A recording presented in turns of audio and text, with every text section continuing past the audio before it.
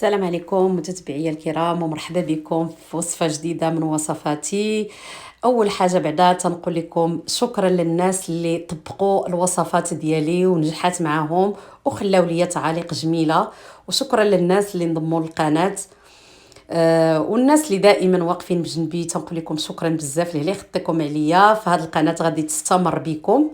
مرحبا بكم. كيف ما قلت لكم في هذا الشهوة كيف ما كتلاحظوا كتجي رائعة بزاف، فهي بسيطة وغير مكلفة في صراحة صدقوني، والمذاق ديالها كيجي رائع جدا. خليكم معايا باش تعرفوا شنو هذا الشيء اللي وجدنا مع بعضياتنا.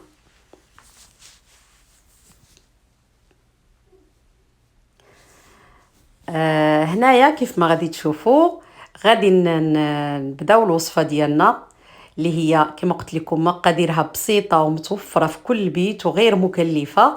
وبما ان حنايا استعملنا كتير الورقه ديال البسطيله او ديال البريك او ديال هذا، كيبقاو لنا هاد البقايا هادو، فما غاديش نبقاو نرميوهم من هنا الفوق.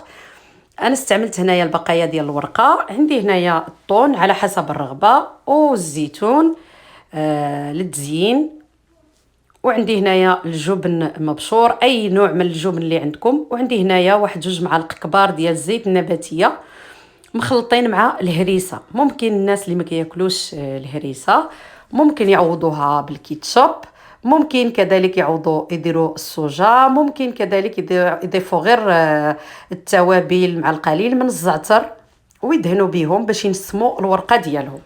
هنايا كنقبط الورقه كندير نضوبلها على 2 باش تجيني شويه واقفه، وكندهنها بهذاك الخليط ديال الهريسه والزيت، وكنوضعها في هذا المول ديال لي كاب كيك باش تاخذ واحد لا فورم بحال هكا وتجيني مقاده.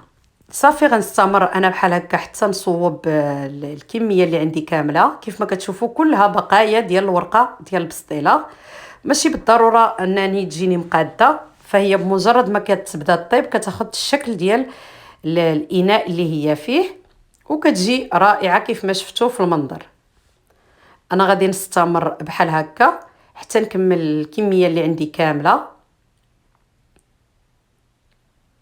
ومن بعد غادي ندوزو باش نديرو الحشوه ديالنا.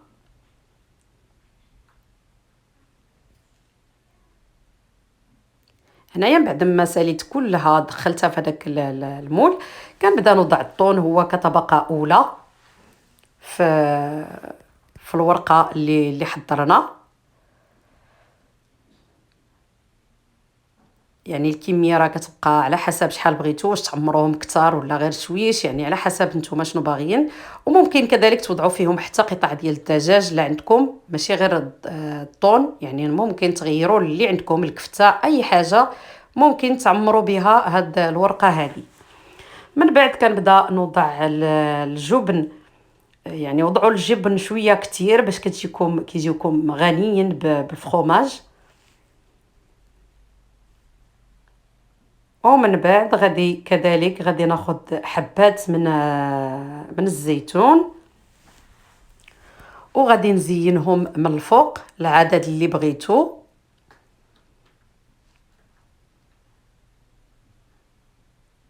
هنا غادي نزوقهم بالحبات ديال الزيتون اللي هو تيكون ديجا مقطع، يعني مقطع قطع صغيره. راكم فايتين كتوجدوا به الوصفات ديالكم. ممكن كذلك تزيدوها واحد الرشه ديال الزعتر، انا تسالى ليا خصني تنشريه، تزيدوها واحد الرشه ديال الزعتر او ديال الفلفل اللي بغيتو ممكن ديروه معاها، فصدقوني راه غادا تجيكم رائعه.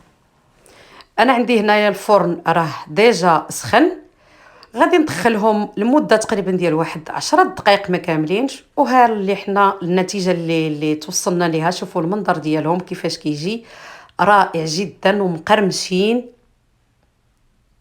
تزينوا بهم الموائد ديالكم وغتكونوا بحال هكا وفرتيو انكم ما ترميوش الورقه ديالكم ديال او بقايا الورقه ديال البسطيله او ديال لي بريك او ديال لي سيجار اللي كتوجدوا، فبالتالي كيبقاو لنا بقايا. فنحاولوا ان احنا نوفروا ونوجدوا منهم اشياء جميله نزينوا بها الموائد ديالنا.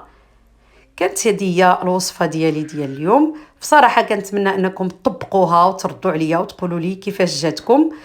انا هنا غادي نحل واحد الوحده، شوفوا كيفاش من بعدا مقرمشه وطايبه مزيان. هنا غادي نحل وحده معكم باش تشوفوها كيفاش جايه.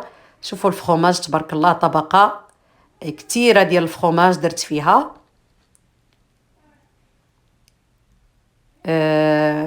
بصراحه جاو بنانين بزاف بزاف. كنتمنى انكم فعلا تطبقوا الوصفه هذه. دمتم في رعايه الله، والى الملتقى في وصفه قادمه ان شاء الله.